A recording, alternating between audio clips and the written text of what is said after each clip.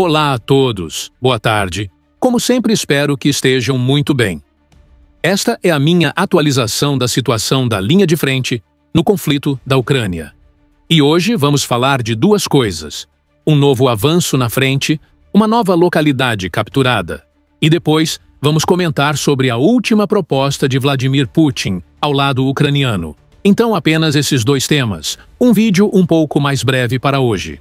Antes de mais nada, quero deixar claro que sou contra a invasão na Ucrânia. Reprovo totalmente a violência. Mas antes de começar, gostaria de lembrar que a melhor maneira de apoiar este canal é através da inscrição. Então, se você me acompanha com frequência, se gosta do conteúdo e ainda não se inscreveu, clique nesse botão de inscrição. Isso seria uma ajuda tremenda para mim. Vamos começar rapidamente com o que foi esse avanço. Diversas fontes estão relatando que o exército russo conseguiu um avanço bastante profundo na região de Donetsk, especificamente no setor sul de Pokrovsk. Mais precisamente, ao sul das localidades de Kotlin e Dudakny, em direção à Nova Oleksandrivka, onde o exército russo aparentemente conseguiu finalmente capturar a localidade de Nova Oleksandrivka. Houve diversos combates nessa direção há algum tempo. Lembramos que os russos capturaram Uspenivka há bastante tempo e começaram a atacar em direção à Nova Oleksandrivka.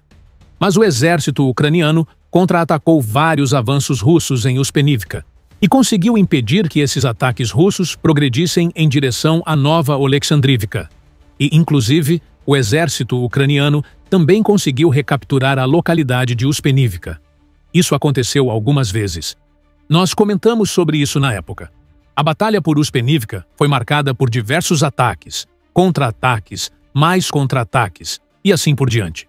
Mas há cerca de uma semana, os russos conseguiram assegurar por completo Uspenivka e, a partir dali, começaram a lançar novos ataques. E agora, segundo o que relatam várias fontes, Nova Oleksandrivka estaria sob controle russo. Mas não apenas isso. Os russos também capturaram diversas posições entre Nova Oleksandrivka e Nadivka. Então, no geral, o avanço russo nesse setor seria de aproximadamente 10 quilômetros. Esse é o deslocamento mais ou menos visível neste mapa. O que pode acontecer daqui para frente? Provavelmente vai começar a batalha por Nova Serhivka. E sim, estaríamos vendo os russos muito próximos de cruzar a fronteira entre as regiões de Donetsk e Dnipropetrovsk por outro ponto. Mas isso tem sido, em linhas gerais, o que está acontecendo na linha de frente. Lembramos que, há pouco, terminou nas últimas horas essa trégua que havia sido anunciada pela Rússia. Esse cessar nos ataques que, como comentamos anteriormente, não foi necessariamente uma pausa de 100% nos combates, mas sim uma redução significativa. Então, isso deve ser levado em consideração, e é provável que nos próximos dias, provavelmente para o próximo vídeo, tenhamos mais informações sobre o que está ocorrendo na linha de frente, ao mesmo tempo em que os combates vão sendo retomados. Nos dias anteriores, mesmo com essa trégua, também tivemos bastante informação, mas isso se deu principalmente porque vinham sendo divulgadas atualizações de avanços que tinham sido realizados pouco antes dessa pausa temporária. Normalmente acontece que alguns avanços, especialmente aqueles que não são considerados extremamente urgentes, acabam sendo relatados 1 ou 2 dias depois, por diferentes fontes, por diversas razões. E só depois de relatados é que nós conseguimos reunir essa informação e comentar aqui. Esse é o processo. Vamos agora falar de Moscou, porque ontem aconteceu uma situação bastante interessante. Como acabamos de mencionar, terminou essa trégua imposta pela Rússia durante as celebrações dos 80 anos da vitória da União Soviética na Segunda Guerra Mundial. E em determinado momento foi anunciado que Vladimir Putin faria um discurso, que falaria com a imprensa. Isso gerou bastante especulação, porque nos dias anteriores haviam se reunido vários líderes europeus, e havia sido mencionado que a Europa apoiava uma proposta feita há muito tempo pela Ucrânia. Uma proposta de cessar-fogo, sem condições por 30 dias, que os russos vinham recusando sistematicamente. Tudo isso ocorreu no contexto de reafirmação do apoio a Kiev, com promessas de mais ajuda sendo anunciadas, junto a certas iniciativas diplomáticas, para tentar convencer a Rússia a aceitar essa proposta ucraniana de cessar fogo por 30 dias, algo que, mais uma vez, os russos estavam se negando a aceitar. Então essa reunião foi realizada, entre outras coisas, para lembrar o mundo, nesse contexto da trégua russa, que a Ucrânia havia proposto uma suspensão total das hostilidades por 30 dias, e que eram os russos que não estavam aceitando essa iniciativa razoável. Quando foi anunciado que Vladimir Putin falaria, surgiram muitas especulações de que talvez os russos aceitariam essa trégua, que aceitariam esse cessar-fogo. No entanto, isso não aconteceu. Todas essas declarações foram sendo adiadas.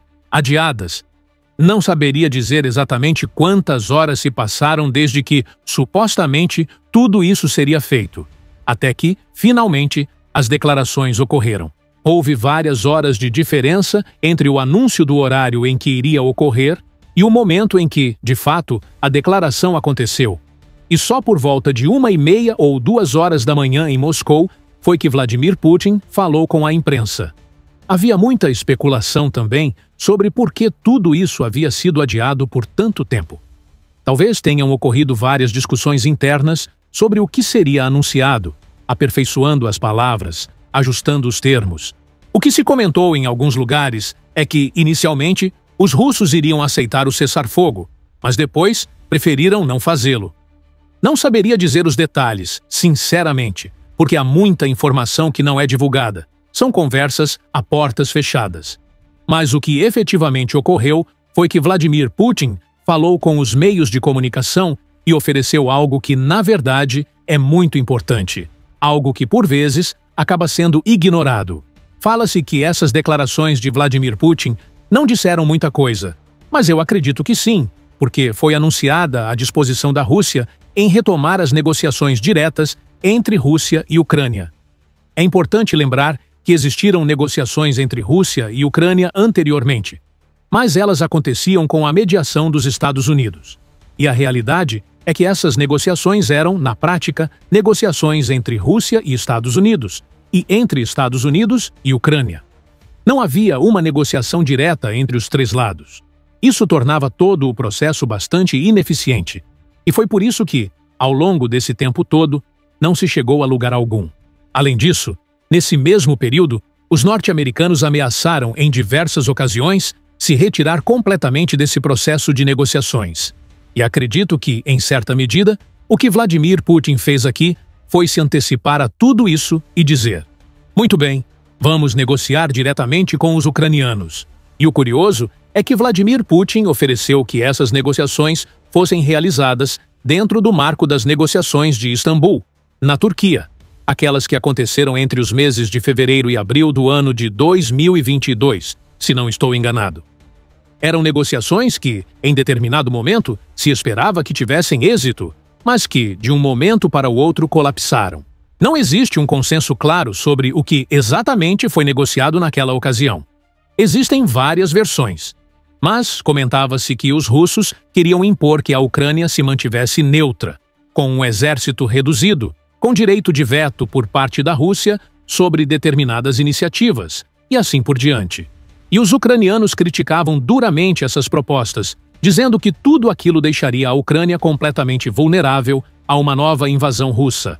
Foi então que, supostamente, diversos aliados ocidentais reafirmaram seu apoio à Ucrânia, se comprometeram a enviar uma grande quantidade de equipamentos e ajuda militar. E, eventualmente, a Ucrânia se retirou dessas negociações, que então colapsaram por completo. Agora volta-se a falar desse mesmo marco. A verdade é que ainda não está muito claro se o que está sendo oferecido novamente à Ucrânia é exatamente aquilo que foi oferecido há 3 anos, ou se, simplesmente, tudo isso se refere ao fato de que a mediação seria feita novamente pela Turquia, e que essas negociações seriam realizadas em território turco. Pelo que se entende, é essa última alternativa que está mais próxima de se concretizar. Ou pelo menos é isso que os russos desejam, já que estão sendo preparadas diversas conversas entre Vladimir Putin e Recep Tayyip Erdogan, e tudo está sendo organizado nesse sentido. Mas será necessário ver como a Ucrânia irá reagir diante dessa proposta. Se isso tiver sucesso, se a Ucrânia aceitar, pelo que entendi, as primeiras negociações poderiam ocorrer já na próxima semana. E, segundo as autoridades russas, isso poderia acontecer por volta de quinta-feira. Mas o que diz a Ucrânia? O que a Ucrânia respondeu é que, antes de qualquer coisa, seria importante ver os russos aceitarem esse cessar-fogo de 30 dias. Isso foi o que disseram diversas autoridades ucranianas, que não irão negociar se ainda houver combates em andamento, e que não haverá negociação se a Rússia não aceitar, de forma clara, esse cessar-fogo de 30 dias. Volodymyr Zelensky ainda não deu declarações tão contundentes, mas falou que essa abertura russa poderia ser um bom sinal. No entanto, ainda não está claro se a proposta será aceita ou rejeitada. Ainda não sabemos se a Ucrânia aceitará se reunir com os russos na Turquia para iniciar uma nova rodada de negociações. Como mencionei, diversas autoridades ucranianas disseram que não estão dispostas a aceitar nada disso, se antes não houver um cessar-fogo real. A Rússia precisa aceitar esse cessar-fogo de 30 dias. Volodymyr Zelensky também se alinhou com esse posicionamento e comentou que seria positivo ver os russos demonstrarem sua disposição, aceitando, já no dia 12 de maio, o cessar-fogo de 30 dias. Isso serviria como prova de que há uma verdadeira vontade de negociar. Portanto, teremos que acompanhar de perto como tudo isso vai se desenvolver, porque, caso a Ucrânia aceite, essas negociações poderiam começar já na próxima semana. Tudo pode se mover muito rapidamente. Mas por hoje é isso. Muito obrigado por assistir, espero que tenham uma excelente tarde. E tomara que possamos nos ver novamente amanhã. Um grande abraço e muito obrigado.